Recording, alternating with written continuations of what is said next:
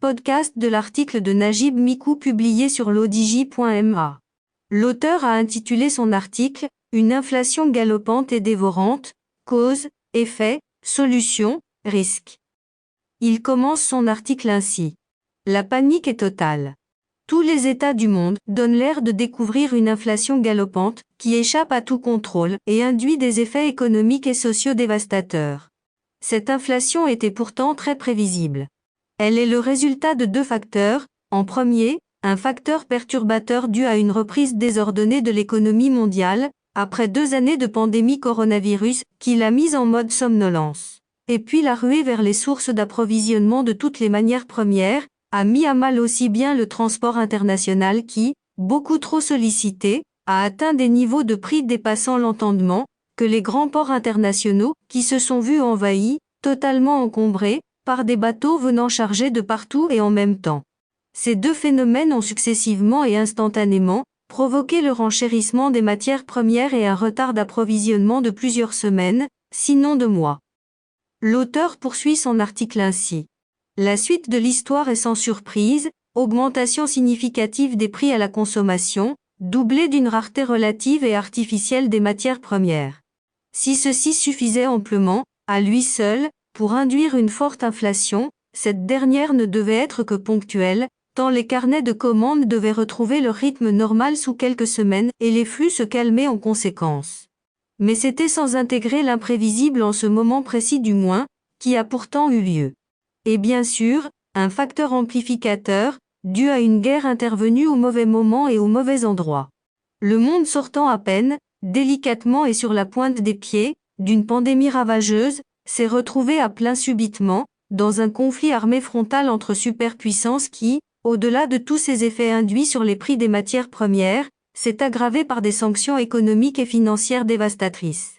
Et par conséquent, l'inflation artificielle et ponctuelle de la reprise économique après le coronavirus s'est vite transformée en inflation structurelle. Les prix des matières premières ont flambé davantage, les prix à la consommation ont naturellement suivi la tendance et le pouvoir d'achat s'est écroulé en conséquence. Et le monde se retrouve aujourd'hui suspendu à la durée d'une guerre que personne ne veut arrêter avant de faire plier l'adversaire, quitte à ce que cela fasse effondrer l'économie mondiale et par là même, que cela menace la stabilité sociale dans la plupart des pays. Ceci dit, le mal inflation est-il irrémédiable? Non, loin s'en faut.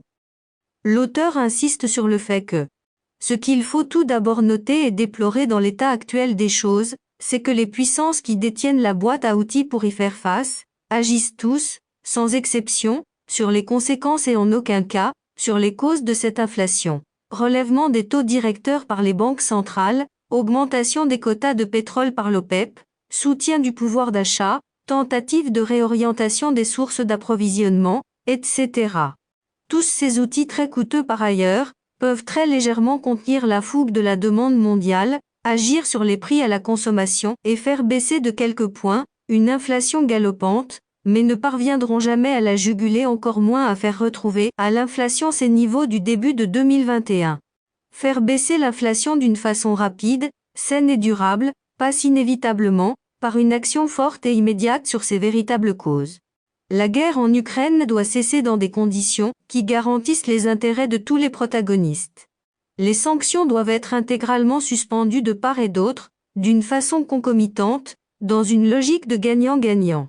Les sources d'approvisionnement des matières premières doivent mieux organiser la logistique et les flux, pour éviter les encombrements et les retards. Et les compagnies maritimes doivent mettre à la disposition de la demande mondiale, là où elle s'exprime le plus, la capacité de fret suffisante pour ramener le prix du transport international à son niveau normal et agir structurellement sur les délais d'approvisionnement. Ils en ont les moyens en nombre de bateaux et en organisation. L'auteur conclut ainsi. Grâce à ces mesures, l'indicateur inflation fondera à coup sûr comme neige. À défaut, l'économie mondiale continuerait sa descente aux enfers, irait assurément et rapidement vers sa propre ruine et bien des États deviendraient chaotiques, ingérables. Rédigé par Najib Mikou et lu par l'intelligence artificielle de l'odj Media. N'oubliez pas de télécharger notre application l'Odigi Mobile sur Android et iOS et de vous abonner à notre chaîne YouTube l'Odigi TV si vous souhaitez être au courant des dernières actualités, podcasts et émissions télévisées.